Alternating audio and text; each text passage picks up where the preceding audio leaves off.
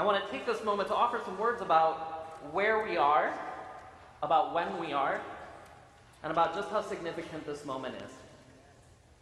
So some of you have heard me tell this story before, but I think it bears repeating, especially in the context of this morning. When I was in rabbinical school, one of the classes that I took was a class on ancient Mesopotamian history, the influences of the Assyrians, Egyptians, and ancient Israelites, and looking at the art and culture of these ancient traditions. And I noticed something that over and over again, we would be looking at these different art, these different hieroglyphs, these different sculptures, and when it came to Assyrian and Canaanite and Egyptian art, all of these different pieces were beautiful, meticulously sculpted, an understanding of perspective and art and aesthetic that was actually really, really inspiring and really beautiful. And then when we got to ancient Israelite art, and we examined some of the statues and some of the different etchings and work, it was, to be fair, pretty ugly. Pretty ugly. It didn't really demonstrate a knowledge of some of the things that they were trying to sculpt, trying to create. There were statues of cows and different animals that it's really hard to decipher what that animal was. They're just not very good. So I raised my hand in class and I asked our professor, I said, how could it be that our ancestors, the ancient Israelites, who are here surrounded by all of this art and culture, where clearly they have perfected it in a way that is very influential, and they're being influenced in a variety of other ways, that we didn't step up our art. And we didn't make our sculptures more beautiful. We didn't make our edifices more beautiful. And our professor turned and he said, we did. But we didn't put it into our buildings. We didn't put it into our artwork. Where we put it, where we put the emphasis, where we put our heart is in our Torah. That it's not about just brick and mortar. It's not about a stationary place. It's about something that we put into something that can come with us anywhere and everywhere we go. And if you look at an open Torah scroll, it's beautiful. The calligraphy, the Hebrew, the parchment, everything about it is beautiful. This compendium of parchment, of ink, covered with embroidery and crowned with silver is truly incredible.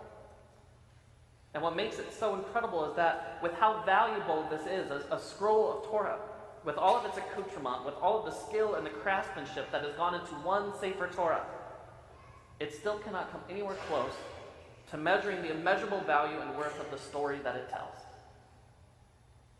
Because when we stand for the Torah, when we take in the sight of the Aron opening, of these doors opening and closing, and when we take her carefully up in our arms and bring her through the congregation, we aren't oohing and eyeing at silver and parchment, at wood and calligraphy.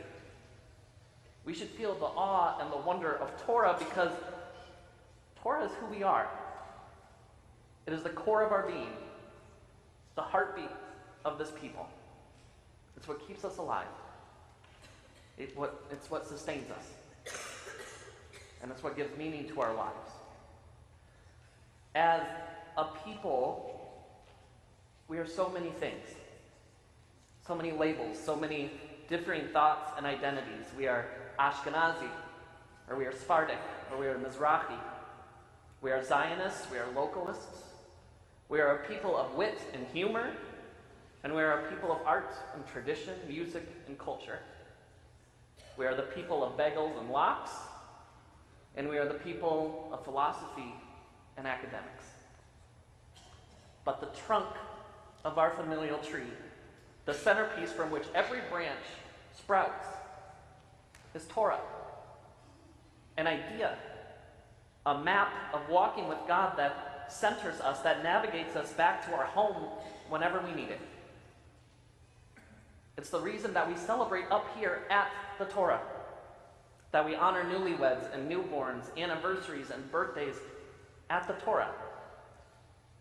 And it's the reason that instead of inviting Noam to share some words at Zingerman's or at the Trader Joe's on Telegraph, we are learning from him on this bima, at this shulchan, as he reads these ancient words, and this is the important part, adds his own words to that tradition, adds his own Torah into our lives. My friends, there is nothing more meaningful, more charged with hope, nothing that is holier than this moment.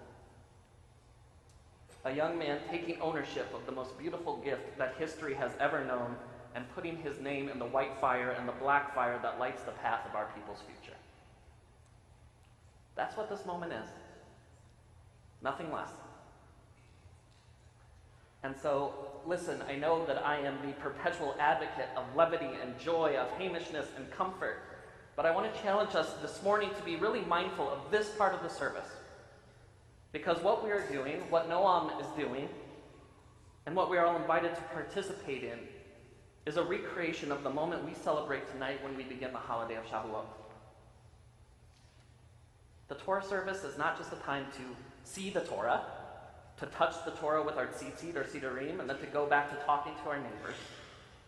This is a recreation of Sinai. Just as we are told in our Pesach Haggadah that we are to put ourselves spiritually, mentally, and emotionally in the moment of Yetziat Mitzrayim, in the moment of leaving Egypt, so too are we invited to do the exact same thing here and now, but at Sinai. When the Aron opens, we are allowing ourselves to sense the awesome power of that moment when our ancestors heard the thunder and saw the lightning and fire, when the earth shook under their foot and sky filled with the radiance and splendor of a new kind of creation. When the Hazan sings those words of the Shema and then we descend with the Sefer Torah on our shoulder, we are invited to put ourselves at the base of Sinai and to put the words of Torah quite literally to our lips. We don't kiss the Torah because it's nice to kiss things and people that we love. We kiss the Torah so that the sweetness of Torah, the goodness of Torah, the sanctity of Torah should enter us, should be part of who we are. That the story of us should sing and dance to the words of our liturgy, Adonai sefatai tiftachu fi yiti letecha. God, open my lips that my mouth may declare your glory. We kiss the Torah because each time that we receive the Torah should feel like the first time. With all of the joy, with all of the excitement, with all of the anxiety that goes with it. And when we put the scrolls back in the Aron, which we will do in just a minute, it is not us simply saying that the Torah service is over. It is the Torah giving us one last chance to look at her and to make the promise that our ancestors did thousands of years ago, that Naseh v'nishma, that we will do and we will hear and we will listen. That we will use this moment to remind us of who we are and what we stand for. That we should go back into the world inspired by the promise of our covenant and energized by our drawing closer to God, to our tradition, and to one another. Over the last few thousand years, we've gotten a lot better at sculpting and painting. We contribute to the world in a myriad of different ways, and we can hold our own with any culture out there. But our greatest contribution continues to be the one that transcends the aesthetics of cities and empires, of towers and monuments. Ours is a gift that asks us to be its ambassadors, to show the world the beauty of a life of Torah. As we learned from Noam this morning, the newest voice in this gift, and as we come together as a family tonight to renew our covenant with the one who spoke and the world came into being, let us cherish the here, let us cherish the now.